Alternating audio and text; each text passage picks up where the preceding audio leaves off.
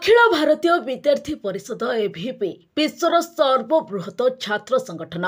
राष्ट्र पुनः निर्माण पर संकल्पबद्ध एही संगठन कार्य करने सहित प्रति शिक्षा वर्ष विद्यार्थी मानू परंपरा सहकारे शिक्षानुष्ठान को स्वागत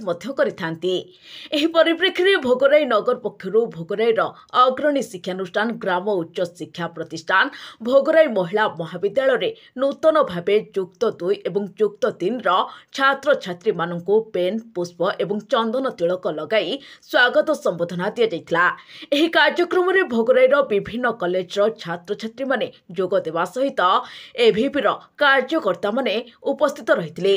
भोगराई नगर प्रमुख कार्यकर्ता तुषार रंजन दास, प्रदीप कुमार मंडल, पंकज दास, कृष्णचंद्र पात्र, मनोज दास, दिलीप कुमार दास, बालेश्वर जिला सह संयोजिका नमिता गिरी, चंदन पात्र, सौरभ दंडपट, सपन महाकुड़, आलोक ज्योति दास,